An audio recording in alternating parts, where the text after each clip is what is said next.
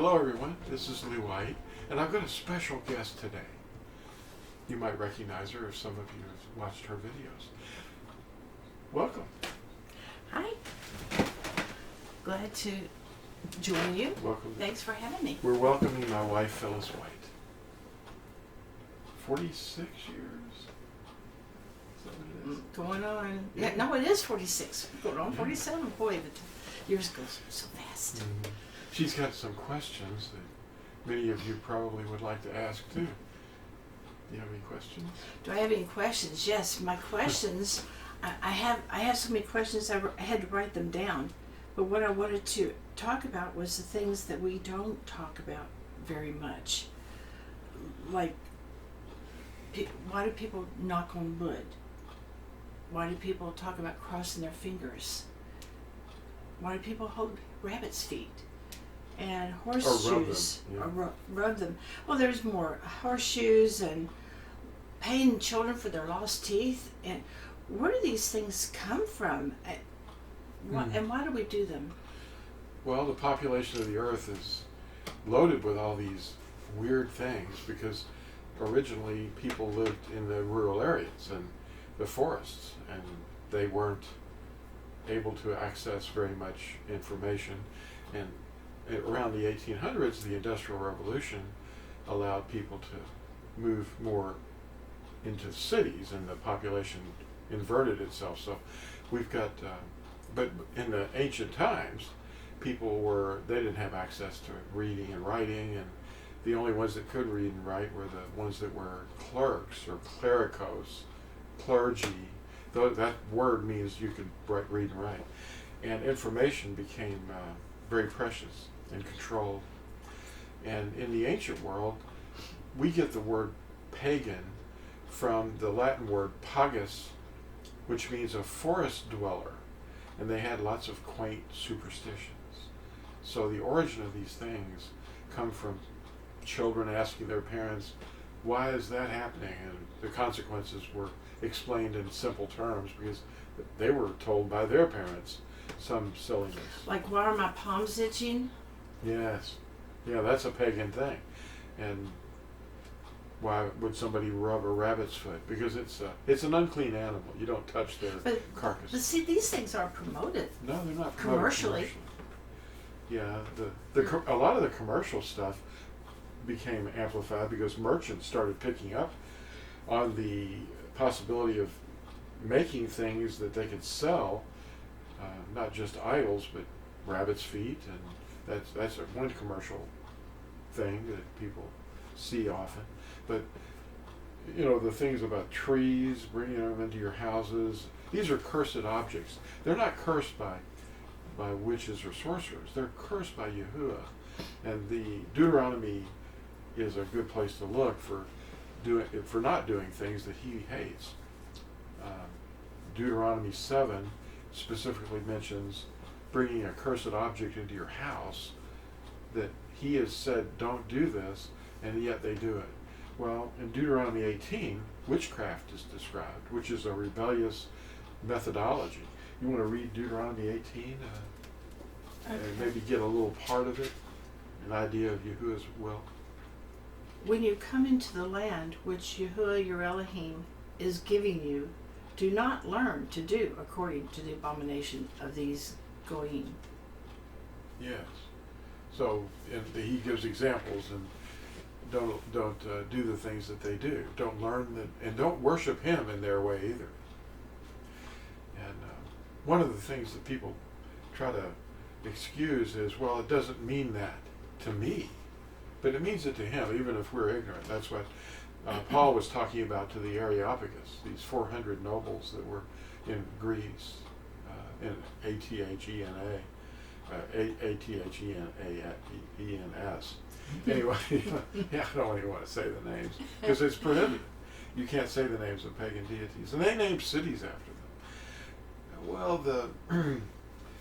they said, due to your ignorance, Yahuah has winked at your ignorance, but now you have to repent and seek his will and learn to do the things that are pleasing to him. And some of the nobles understood that. And in Deuteronomy 30. 30, there's some curses. You choose life or death. And it shall be, when all these words come upon you, the blessing and the curse which I have set before you, and you shall bring them back to your heart among all the Goyim where Yahuah your Elohim drives you, and you shall turn back to Yahuah your Elohim and obey his voice according to all that I command you today with all your heart and with all your being, you and your children. Then Yahuah your Elohim shall turn back your captivity and shall have compassion on you, and he shall turn back and gather you from all the peoples where Yahuah your Elohim has scattered you. Oh, yes. And that's what the book of Yechezkel, or Ezekiel, is all about. The scattering and then the subsequent regathering of all the tribes that were scattered into the world. He's going to have these words come upon you in the last days. See, we're the last Nazarene. We're the ones that are warning you, not just us, but we're all over the earth. And he's awakening us, and he's speaking to you in the English language, and so that he will be able to draw you back to him. And he said that, he would speak to this people in a babbling lip and a foreign tongue in the last days. So, honey, what should I say to people that call me and they say, well, knock on wood, or I'm crossing my fingers, or, these apparently innocent things people say and do.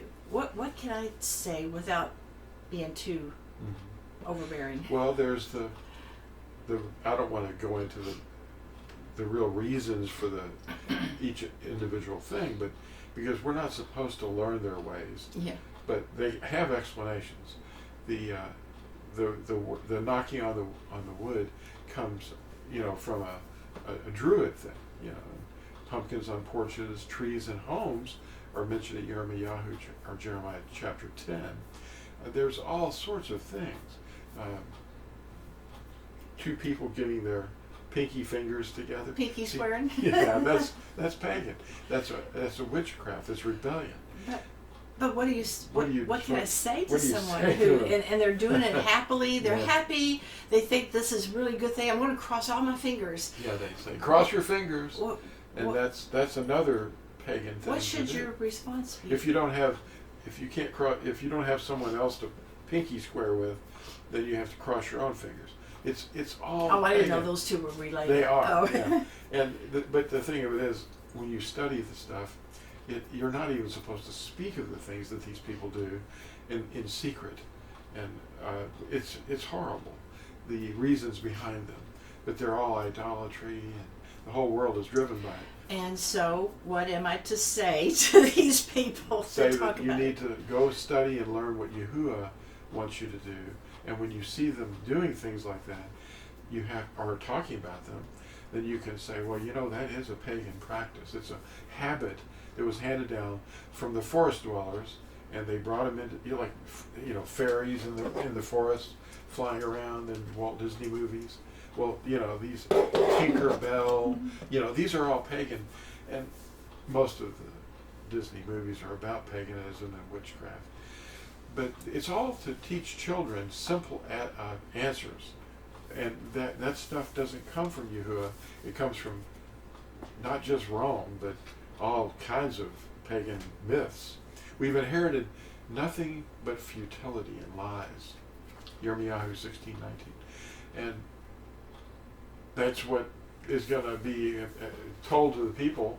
Like this video is one of the examples of people learning the truth. And Daniel 12 is talking about it, that knowledge is going to increase. And this is all drawn from ignorance, and teaching little children these little pet answers, and they grow up and they remember it, and they go, oh yeah, I remember my uncle or my dad or my mother told me this about the consequences of that, and it's all coming from children's mythology, and we need to just ignore it. We don't want this to be real long, but okay.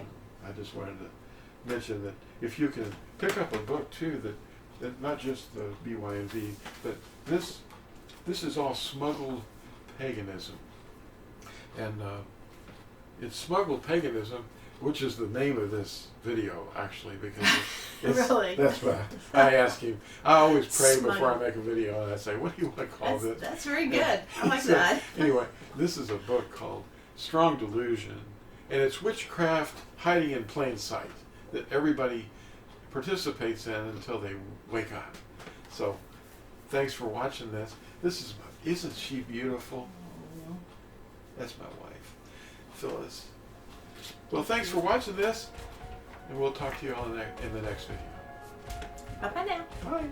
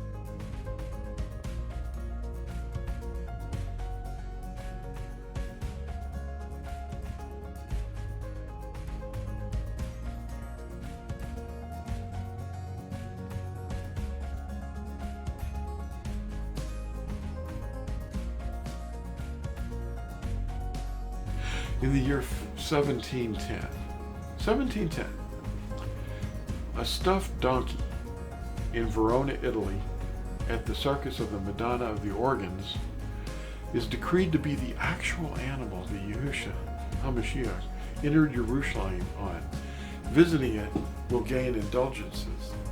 And now we've got circus animals for the circus. When I first heard that, when I first read it, I couldn't stop laughing for almost 10 minutes.